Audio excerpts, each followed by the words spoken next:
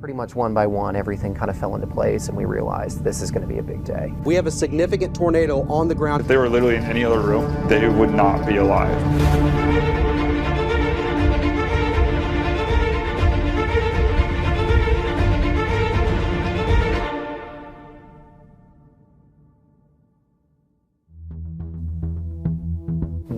We saw on day 7 that there was potential. With these types of events, especially early in the season, things can change pretty quickly in those 5 to 7 days beforehand. But this one was a bit different because it had all the ingredients and all the potential, but things just kept getting better on the forecast side. When I came in that morning, I had been following it and reading the discussions, and I knew we were talking about moderate or potentially higher. I'll never forget the look that one of the older forecasters gave me on his way out the door. He just kind of looked at me and nodded his head and said, good luck, this looks like a big day. And he's a bit more conservative on his forecast. He's been around the block a time or two. So when he says something is interesting or pay attention to something, it's alarm bells start to go off in my head. Really, we've been building up to this crescendo all week, knowing that pretty much all the parameters are there for something big, and then one by one each piece kind of fell in that morning. You had the lapse rates, you had the shear, the moisture. We thought maybe wouldn't get there in time, but pretty quickly we saw that the low 60s were already in southern Iowa. Pretty much one by one everything kind of fell into place and we realized this is going to be a big day. It's going to be a day to remember. Seeing some differences in the trough progression and how it would interact with each area. And the southern mode looked to me to be like we were going to see a little bit more of a glancing blow with the trough, whereas up north it looked like a little bit more forcing, probably a little bit less of a window for discrete supercells. Even though the parameters were much the same between the two targets, I thought we'd probably have a longer window for discrete long-track tornadic supercells in the southern mode. I really didn't make my decision until the very last minute. I was literally on my way to pick up my chase partner for that day, Austin, and I hadn't made up my mind. And it was literally when I got to the 240 exit that I decided, you know what, we're just gonna go with the closer option. I think there's a better chance of long-track significant tornadoes on the southern mode, and I know for a fact that we'll make it in time. I was concerned that with potential early initiation, I wasn't gonna make it to the northern target with enough time to get where I knew I needed to be. We just set up shop, watched the storms off to our southwest start to build. The sky was clear where we were at. The winds were ripping out of the southeast. The sun was beating down and you could see the anvils from the storms off to the southwest. The Storm Prediction Center would make a lot of changes leading up to this event. We haven't seen a storm like this in a decade. I want to say the last time we seen a storm like this was in 2012, but I may be wrong. My friend Andrew Lyons, who is a forecaster at the SPC, informed me that they were about to go high risk. They were issuing an MD talking about going high risk on both the southern and northern mode. So that caught my attention, and his follow-up text basically just said, dude, be careful, just be really cognizant of everything that's going on today. Ultimately, we arrived that this was going to be a high risk. The high risk actually started with the southern target. That was the first one that we introduced. We said, okay, this is going to be a definite high risk from central Arkansas eastward into western Tennessee, western Mississippi. And then eventually looking at the more parameters and as more data came in, we decided to add the northern risk as well. It was looking very likely the National Weather Service would issue a PDS tornado watch. Hello and thanks for joining us for THV 11 News at noon. I'm Kaylin Johnson. Now we have a lot to get into today, but the first thing is weather. Through the Little Rock Metro around school dismissal time. Let's go ahead and talk with Nathan Scott. Nathan, what can we expect? Well, first of all, Mikhail and I want to say any severe weather threat always has the chance to bust. With that said, though, our severe weather concerns continue to increase. In fact, the Storm Prediction Center has now upgraded to a high risk of severe weather for east central Arkansas. That includes you folks in Pine Bluff, Stuttgart, West Memphis, and even the moderate risk, or the 4 out of 5, has pushed its way into the Little Rock Metro. It's less off to the west. So the bottom line is we're watching for storms developing off to the west. As these storms race their way to the east, they will strengthen and begin to rotate. And that's why there's a potential we could not only see tornadoes, but there could be strong tornadoes that stay on the ground for several miles. So this could be a serious weather day here in Arkansas, ladies and gentlemen. We don't have a tornado watch just yet, but when they do issue one, it will likely be known as a special tornado watch, which is a particularly dangerous situation, and that's because there's that threat. We could see strong to violent tornadoes. Out there right now, we got some rain into East Arkansas. That's not severe, but you notice the storms developing over the Ouachitas and Northwest Arkansas. Those are the storms we're going to have to keep a close eye on as we go through the rest of the afternoon into the early evening hours. It's warm, it's very humid, and it's also on the windy side. Those winds are what's going to be fueling these storms to become rotating storms and potentially produce tornadoes. But the winds will be gusty even outside of storms. You could see power outages because those gusts could be as high as 35 to 45 miles per hour. I'll have more on the timing of these storms and what the main threats are across the state and when they all move out coming up. At 12:27 p.m. Central Standard Time, the National Weather Service did just Had all of our products out. The tornado watches had already come out by then. At 12:38 p.m., the National Weather Service issued a severe thunderstorm warning. At 12:41 p.m., the National Weather Service would issue their first tornado warning of the day. Right here, because boy, we've got to get into storm tracking mode right now. We don't have time to worry a lot about this stuff. That's what we've got to get into. We've got a major tornado outbreak getting ready to happen. Okay, we've got a huge tornado outbreak getting ready to happen across a good chunk of the U.S. And we've got to get right into tracking all of these storms right here in a second. We already have two tornado watches, both of them PDS tornado watches. We've got two high risk areas. We have, I mean, everything is just off the charts. Everything is just off the charts right now. And I want to make sure we're doing everything we can to relay those, where I believe it's only the second time ever in history that we've had two high risks on the same day. This includes Memphis, Tennessee, Davenport, Iowa, Iowa City, Iowa, and Moline, Illinois, and Bartlett, Tennessee. We have 15.5 million people under a moderate risk today. This includes Indianapolis, St. Louis, Des Moines, Little Rock, and Aurora, Illinois. A total like 50 million people or more are going to be directly impacted by severe weather today. This is one of the biggest, severe weather outbreaks that we've ever covered here on the channel. And honestly, it's looking like it's going to be one of the biggest severe weather outbreaks that we've had in this country in more than a decade. We've got 3 million people under a 30% hatched risk for tornadoes. This means that today in Memphis, in this pink hatched area here, we have a 30% probability of seeing a tornado within 25 miles of any given point within that purple zone. This is rare, okay? It's been a long time since we've had one of these. And also, the hatched risk means that those tornadoes could be significant, meaning that they could be EF2 or higher in the damage rating.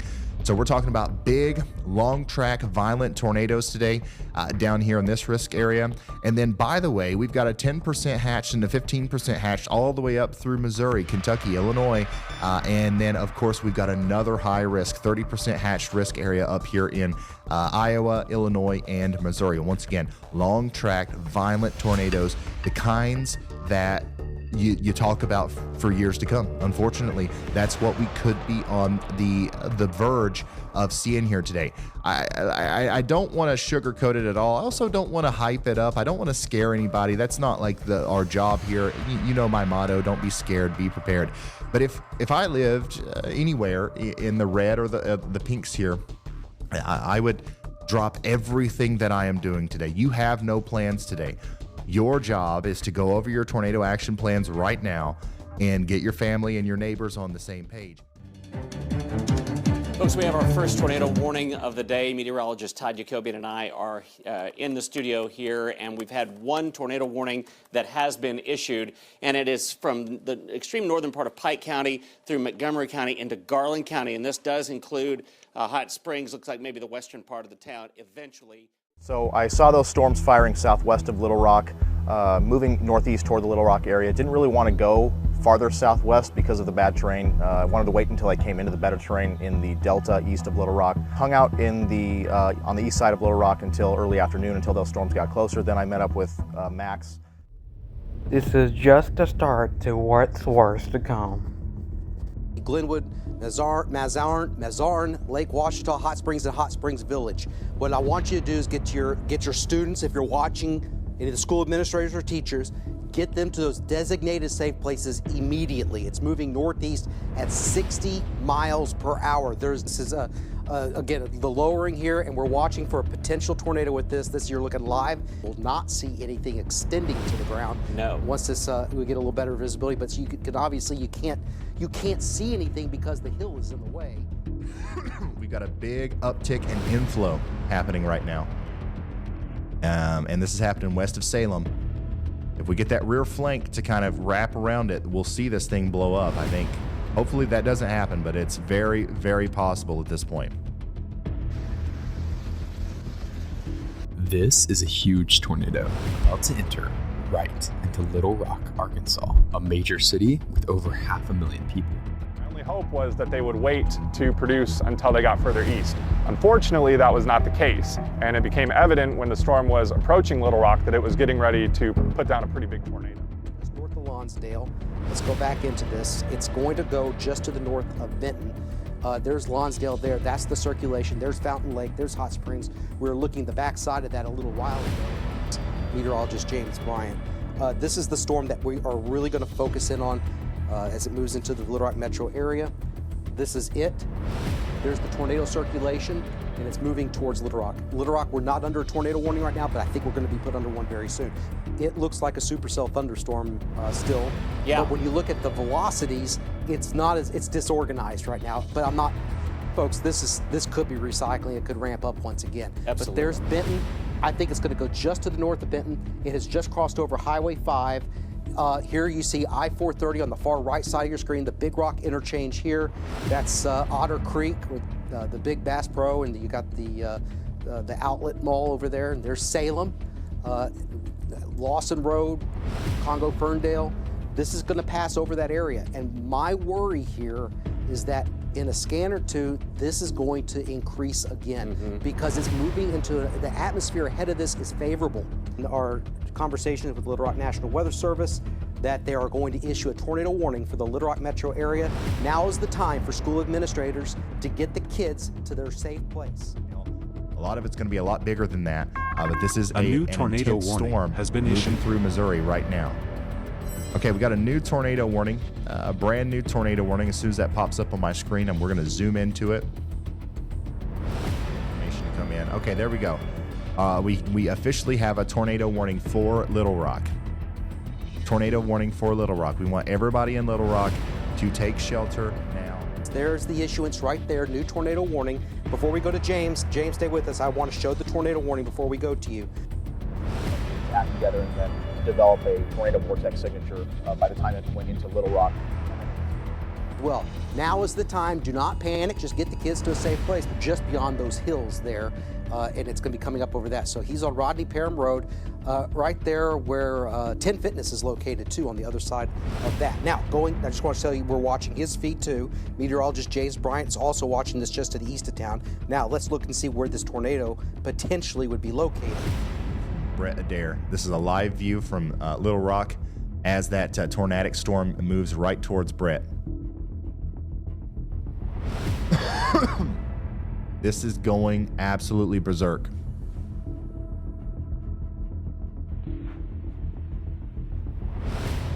I'm kind of nervous to see the next frame.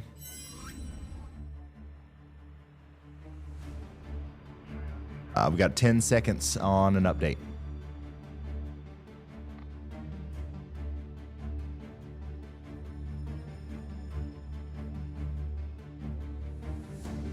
If you're just now tuning in, we're just waiting on a radar update on our storm that's approaching Little Rock here. From every meteorological perspective, there's nothing stopping this thing from putting down a tornado, very soon.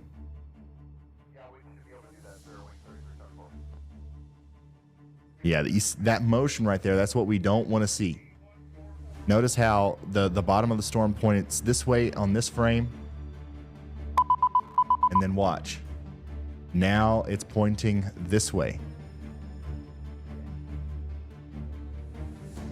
That's that. Whenever I say, you know, it's curling up, that's exactly what I'm talking about. This storm is curling up, and whoa. This is a live look from Brett Adair's camera, who is once again in Little Rock. He's on the western side of Little Rock, giving us a live view of the storm as it comes in. Heavy rain, very heavy rain coming into West Little Rock, where the circulation is located, right in here. There's Chenal Mountain, just a couple of miles, about 2 to 4 miles to the south of Chenal Mountain. There's the Big Rock interchange. Brett is located right about here. That's where Brett's located, right there, and he's looking off towards the west-southwest. So, and I just text him, and hopefully he'll call in. But yeah, that's the lowering there. Barry, I know you travel this road all the time. Shackleford Road is right over here. Yep. You're looking towards the southwest, and it's coming right into a highly populated area. We do not know if there's a tornado on the ground with this right now. There's the lowering.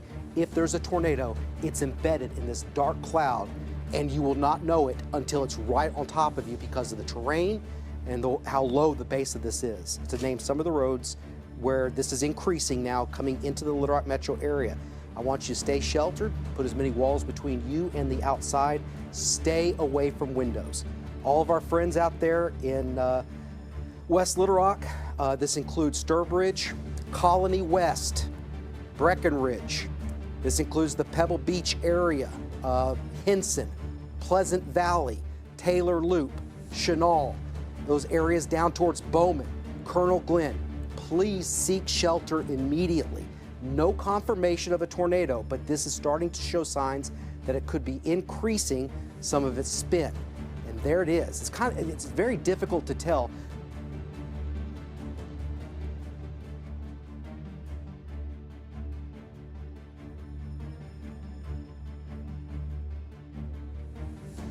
The promenade, Barry, right about there. Yeah, and this thing come up through Parkway Place. Parkway Place, you got to be underground. Mesa View, you got to be underground. Breckenridge, you have to be underground. As this the south of Rodney Parham. Right there, hold up, right here. Here we go. Moving into West Little Rock on the southwest, just south of Rodney Parham, folks. This is coming up. I'm trying to think of some of the locations. Markham, West Markham, Bowman. Yeah, in that area, right. Asbury, Debris. Davis, Woodland. Debris. You got debris? All right, we need to. Yep, I see the rapid movement. To the left? Yeah. We have a significant tornado on the ground in Little Rock. It's going to be crossing I-430, probably close to where Chenal Parkway dumps out onto I-630. All right, it's debris. That's big. All right, where do we go? Okay, guys, you may want to go. All right, gotta move. All right, stay on. Brett, you're live on the air. Let's just, you're live on the air. Just tell us what you see. There's the tornado. It's on the ground in Little Rock. I think, are they issuing a tornado emergency yet? Have they issued one? He says, let's stay with that. Okay. Barry, do you know it is starting to ramp up, and folks, it's right along that. It's right along. It's gonna hit the radio. Chenal Parkway and 630 West. Go. Okay, we don't have a speed. We've lost speed. Slowly. Stay. Keep his audio, guys. Go to radar with Barry. Right here. Keep his audio. There's huge debris in the air. Huge debris. I'm gonna look and see if we got. Yeah. Okay, so he's going back on 430. He says he sees a lot of debris. It's going to be crossing over 430. You said where it dumps out with 630 at the Big Rock? Yeah, I think that's, and it might be in between there and Rodney Parham. It's right over the hill, buddy. Okay, your feed is out. Go to left. Baptist. Your boss, go. Baptist Hospital's in the right path. There. Go. Very cool. Do we have a camera at the Big Rock that we can look at, guys? The Big Rock camera? Farm Bureau camera? All right. I hope everybody got in a shelter. Guys, this is, once again, from KATV. That's a big one. That's a nasty one on the ground in Little Rock. A new tornado emergency. And now we have a tornado emergency. Once again, if you're just now tuning in, we have a huge, damaging, life-threatening killer tornado on the ground going through a heavy populated area. heavily populated area of Arkansas. If you are in Faulkner County, if you are in Lonoke County, Prairie County, Pulaski County, or White County in Arkansas, this is an extremely, extremely dangerous situation. You've got to run to your safe spot, y'all. You got to get there. You want to get into the most interior room of your home. Put as many walls between you and the outside world as possible. And if you can, get underground. If you can, get underground. Look at this. Brett's got damage. Brett's already got damage. You see his feet up there? Brett Adair is now in the path of the tornado, and he's seeing significant damage down here. Yep, tornado emergency for Little Rock going over into North Little Rock, right? Just say a prayer, everybody. Yeah, say absolutely. A prayer. A lot of people could be being hurt right now. It has moved up just to the north of Riverdale here. It appears as, but this is a storm that continues to move up, and it is moving across the river and kind of the west end of Rebsamen. It's moving over Burns Park right now. All right, James Bryant will be on in just a little bit. He says, take the feed, go to James Bryant. We have that. James, are you on the phone? What do you have? Yeah, I'm in North Little Rock. We're just by Spring Hill. We're getting very close, guys. This is coming right at us. James, get safe because this is huge. You stay back from it, man. Yeah, we're about to just stay with us. Let's keep warning everybody. Pull into the turning lane. Stay the right National Weather Service has said that they are going to possibly be taking cover. Yes. But Memphis will take over responsibility. Now, I couldn't find anything if it hit the National Weather Service or not. You can't see the actual tornado, but that lowering you see in the distance, the gray, that is the large tornado right there. That it is good. I can see it moving to my right, so it's not coming directly at us. It is moving northeast. You can see it. I'm going to zoom in on it. It's up there to the right. You stay back away from it. Brett Adair has said that numerous vehicles have been overturned with this storm. That's a bad signature on radar right there. That's a bad signature on radar. I think I just saw debris get flown out. Is there debris coming down? There's a debris dropout right now at near Amboy and I-430 and Military Drive. I've got it up on the storm. There's a debris ball right there with that storm. Guys, stay with me. I think it's going to go to my north, so I'm going to have a view of it. All right, this is across the river now, and it's going into North Little Rock. So that's looking north, northwest of McCain Mall.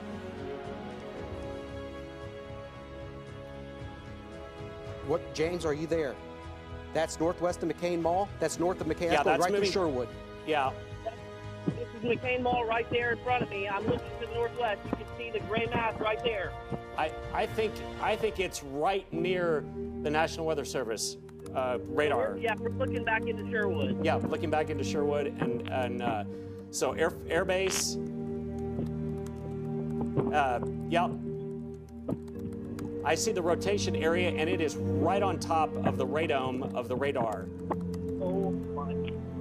Okay, we got to warn that everybody stay sheltered. Little Rock, you're in the clear right now, but we have rain, and we still have a severe weather threat, even in the metro area. This is the only tornado-warned storm in the state, by the way, right now. It is moving toward Gravel Ridge, Jacksonville, and you need to radar. Little Rock Air Force Base, Sherwood, take cover now. Yes, Jacksonville, you'll be in the path of this storm. Keel Avenue, Sherwood, and points up to North Gravel Ridge. And that is the storm that we're looking at. And right now we're getting a rather ragged image from the National Weather Service in Little Rock. But what they're talking about is phones are being activated here. The National Weather Service in Memphis has taken over responsibility of warning this. I guess the folks oh my gosh. in North Little Rock have. The tornado, yeah. I've got incredible video of it. I'm going to try to put it on my Facebook page, use it there. It's from Baptist Hospital. I'm getting pictures now of a power, North Shackleford, trees and power lines down all over the place. It's still on the ground.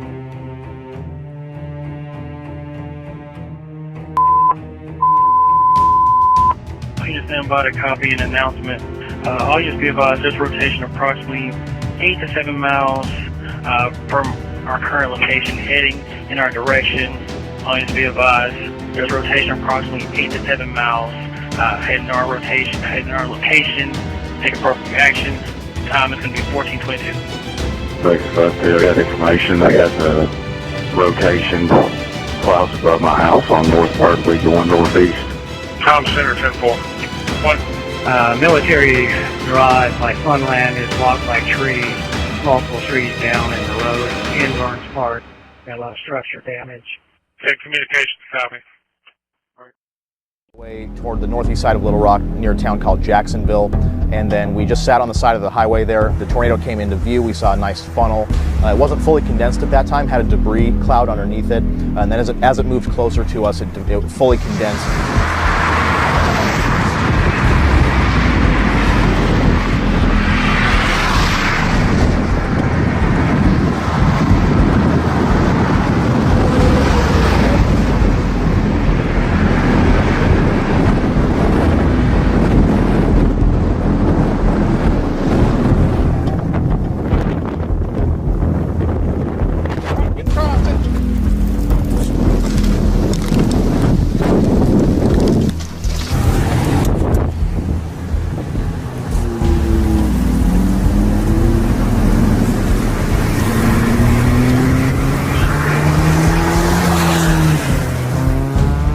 We're able to go north, continue north on that highway. The tornado came really very close to our location, just off to our west.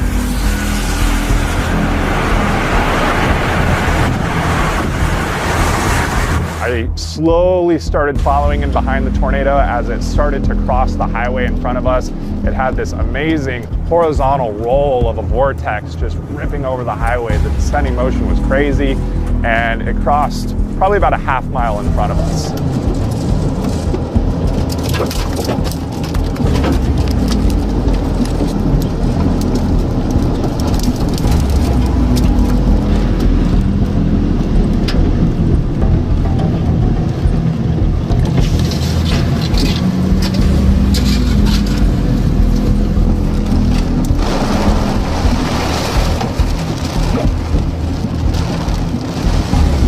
That was our final intercept with it. Nice bold funnel with a big debris cloud underneath. Lots of power flashes. Had the overturned semi on that highway, so you could tell it was an intense tornado. Got you right.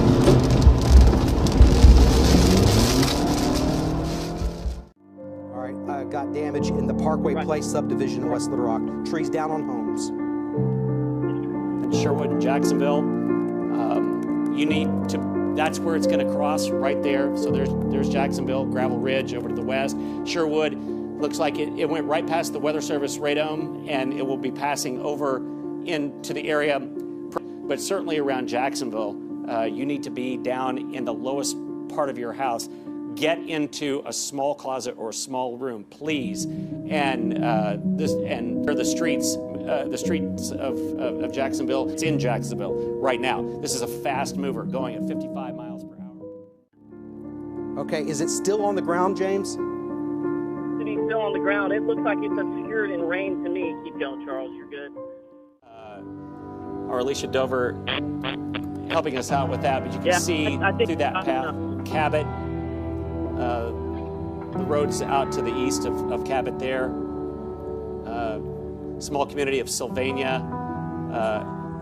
The rotation could go to the south of Cabot and out to the east of Cabot there. So on the south side there's 321, but it's in Jacksonville right now. And along Highway 321, as it moves, as that first Cabot exit, as it moves off to the southeast of Cabot. A massive tornado has ripped through Little Rock, Arkansas. The Weather Service is calling a particularly dangerous situation, declaring a tornado emergency for a time in Little Rock. News coming out of Little Rock, Arkansas. Severe weather spawning tornadoes there. After what seemed like an eternity, at 2:58 p.m., the tornado had dissipated.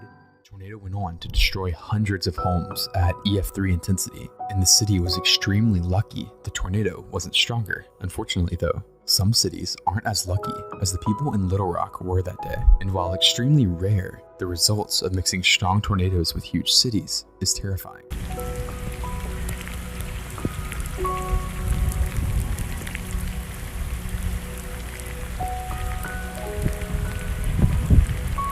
I'm here looking at, I think this is Richwood.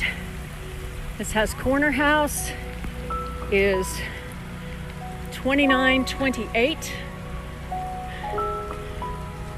That house has been clobbered.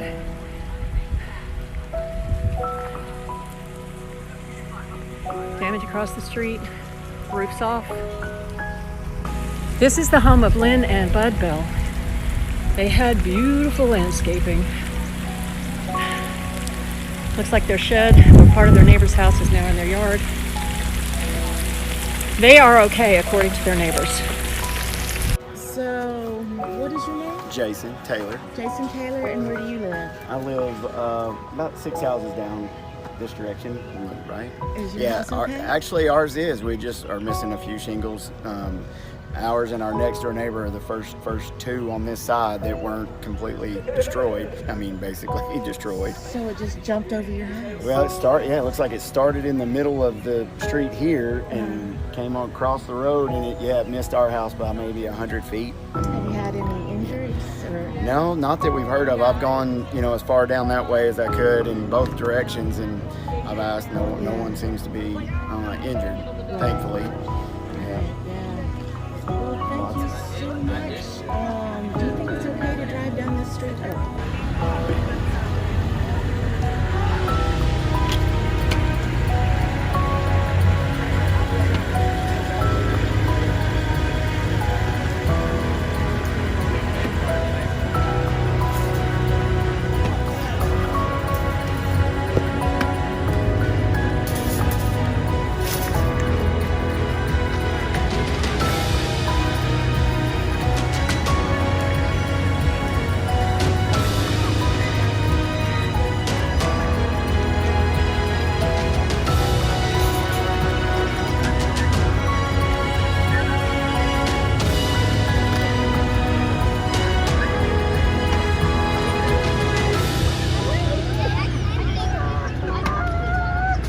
So you saw tell me about how your experience with the tornado. Well, when I was leaving VA Fort Brooks over there by Pulaski Tech, I had noticed the tornado as I was stepping out to go to my car. As I was going home, I went down Camp Robinson Road, and I could see the tornado over to my 2 o'clock. And first I didn't know what it was. It was just this big white cloud. And I was simultaneously talking to my fiance on the line, and she said, she was watching the news, and she said, it's going over to Remount. And I was like, that must be the tornado. So, basically I had no traffic to... Oh, when you saw it, you said it was just a big white cloud, so could you see swirling, or did you see debris, or anything like that? It was just a big foam cloud that was, just a big cloud, big white cloud. Yeah, all right. Do you live in this neighborhood? Yes, ma'am. I live next block over. And all your friends and family are safe? Yes, ma'am. Okay, good to know. Thank you so much. Thank you.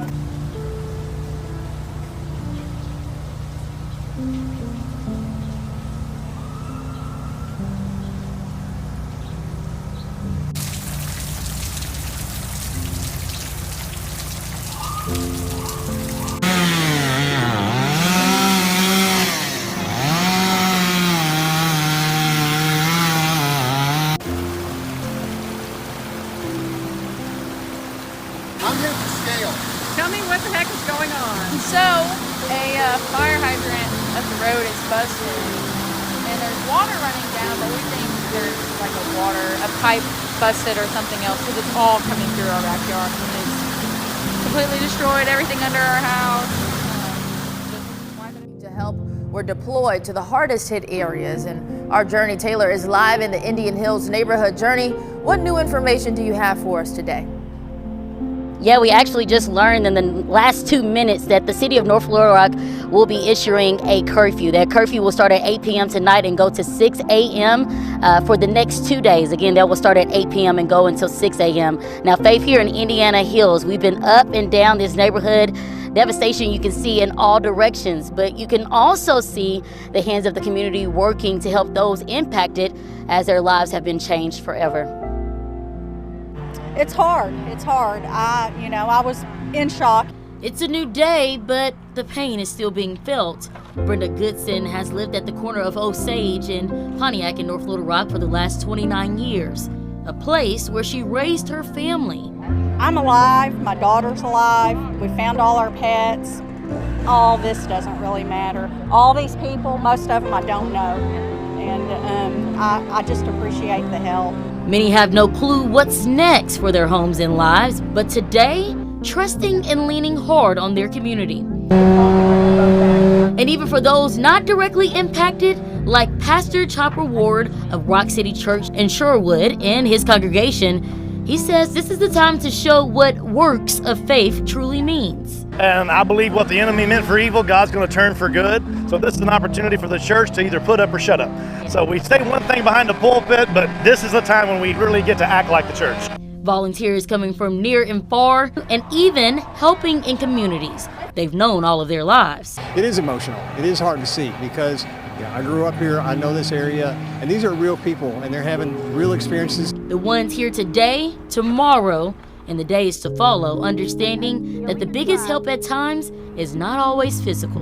We'll be going out and assessing damage in the area, talking with these residents about what kind of support we can give them. It could be anything from spiritual to mental to medical needs if they've lost medicines, if they've lost any of their medical equipment, and financial needs as they become available. And I can attest to the love being shown here in Indian Hills. Now, many of you at home may want to get out and help in some capacity, and here's what you need to know.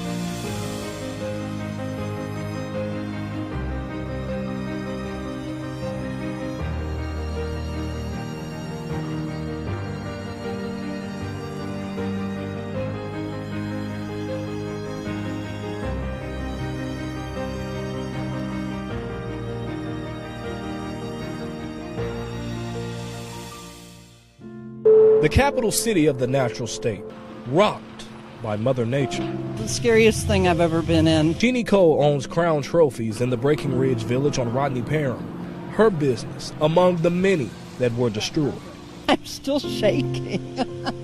Just look, water gushing, air conditionings resting on roofs, and cars destroyed. I have a God, and that's who saved us. Pam Stamper's car took a beating. She says she just got it 2 weeks ago. But that's the least of her worries when she looks at the destruction on North Shackelford Road where she lives. I prayed really hard when I was up in that bathtub. Several families walk the streets with suitcases, pets, and children as they are forced to evacuate for safety. As cleanup efforts began, Stamper says this horrific incident brought her back to a Little Rock tornado she experienced back in the 70s. This is more damage. Yeah, this is more damage. Little Rock Fire Department Station 9 also damaged on North Shackelford Road. Sounds like a freight train. That's exactly what it sounds like. Bill Counts works just steps away from Pam Stamper and the fire department at Shackelford Wine and Spirits. I ran just as quick as I could to the bathroom. I got in, covered my head, and I heard a big explosion. Mr. Counts says he served in the Vietnam War in 1970. He says the fear from this tornado storm doesn't compare. I never was that scared when I was over there as I was in this one. Rate is brisk based on all the conversations I've had. In the past week, the two most often repeated questions in Central Arkansas, y'all okay? And where were you when the storm hit? And the answers to those questions lead to stories. Stories of devastation, of post-tornado stress disorder, and yes, that's a thing. Stories of near misses, of miraculous survival, or in some cases, strange behavior. And heroes. Lots and lots of heroes. And more often than not, they are strangers. All week, men and women who have shown up with chainsaws, vans filled with food and water, truckloads of relief supplies. They weren't asked. They just did it. They asked for nothing in return. They were unknown by the people they helped. And now they will never be forgotten. There are also scenes that will never be forgotten. Firemen from Station 9, honored by grateful city officials for going door to door even after their station had been hit. Of political leaders from opposite sides of the political spectrum coming together. Of people from out of state tending to Arkansans as if we were family. And the words of resilience, from school superintendents to preachers to people who had lost everything but were determined to come back. Stories, heroes, unity, grit, and caring. Elements on display this last week. Dennis Kavanaugh of the National Weather Service told me that tornadoes are usually over a mile high. They can be one of the most powerful forces of nature on Earth. But after this past week, I think we've seen something even more powerful. Compassion. And we're not done yet. We will be back.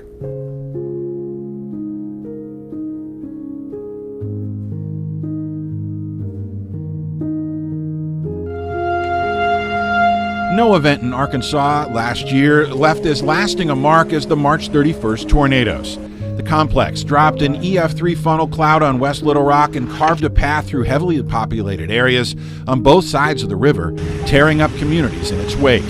Another tornado would tear through Wynne and take the lives of 4 people. Timing and advance warning contributed to the miraculous fact that no one died in Little Rock, North Little Rock, Jacksonville, or Sherwood. But signs of devastation linger today as 2023 comes to a close. Got it. It's pointing there. The afternoon of March 31st, 2023 just felt different. That's extending. That's a large tornado, it appears, extending down to the ground. Oh my God, that's it! The tornado threat had been forecast all week. And by noon, multiple tornado warnings had been issued. Maybe a little rain around the surface. At 2:03 p.m., a tornado warning was issued for Pulaski County. Not long after, a funnel cloud was seen in West Little Rock. Go, go, go, go! And at 2:18 p.m., as the storm approached Colonel Glenn Road and Chenal Parkway, the tornado touched down and began its 34-mile path of destruction. This was a Friday afternoon. Intersections were busy, people were everywhere, and they came face to face with a massive tornado as it moved through West Little Rock. The tornado intensified as it moved through West Little Rock. It was a terrifying whirlwind of destruction. After touching down near Chenal Parkway, damaging homes and a funeral home, it moved over the Calais Forest Apartments and then into the Walnut Valley neighborhood. A nightmare was unfolding across central Arkansas. The tornado was leveling homes, throwing trees to the ground as if they were nothing. 10 minutes after the tornado touchdown, the National Weather Service issued their most severe version of a tornado warning. A tornado emergency. Tornado emergencies are only issued on rare occasions where strong tornadoes are confirmed. This was a tornado emergency. The tornado crossed Interstate 430 and Rodney Parham into Breckenridge. Arkansas camera on I-430 is still blocked. So don't go to I-430. Where Kroger and more homes were damaged. The tornado then set its sights on one of the busiest roads in the city. Cantrell Road was bustling with activity as the tornado approached. Purple Cow, Pulaski Title, and the Foxcroft neighborhood all sit on Cantrell where this tornado crossed. There were injuries here, but no fatalities. Do y'all hear that? Oh, wow! The tornado then crossed the Arkansas River just east of the Big Dam Bridge near Rebsman Park, towards Burns Park. It was estimated that 10,000 trees were lost at historic Burns Park. As the tornado moved through North Little Rock and Sherwood, the severe tree and roof damage continued. Keel Avenue in Sherwood was hit hard and was closed for a time, and yet the tornado still wasn't done. As it approached the Jacksonville area, the tornado became wrapped in rain. The funnel became much harder to see. 1 mile out and I can't see it. It's just wrapped in rain. But cars and trucks were flipped over on Highway 67, and the tornado intensified further. I just want to show you Hickenbotham Field. Extensive damage was seen from Dupree Park through J.P. Wright Loop Road. A church in the vicinity was leveled. Hundreds of other buildings were damaged, and the tornado continued still into Lonoke County through the Holland Bottom State Wildlife Area, then into Parnell near Cabot. The tornado finally lifted near Arkansas Highway 321 and Dogwood Lane, just southeast of Cabot. The tornado was on the ground for 40 minutes, touching so many lives along the path. Miraculously, only one person was killed in North Little Rock. Over 27 structures had been impacted and 60,000 lost power. The tornado was rated EF3 with winds of 165 miles per hour.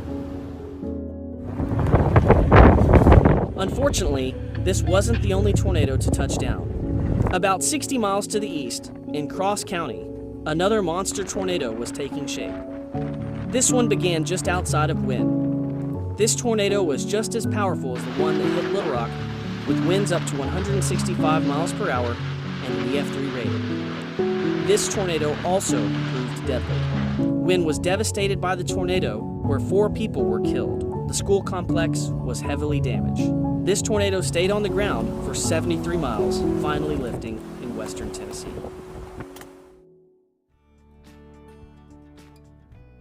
It's been a year, and yet the scars remain. Chenal, Walnut Valley, Burns Park and Amboy, North Little Rock, Sherwood, Jacksonville, and Wynne. For so many in the state, it was a day we will never forget. These scars will remain for years to come.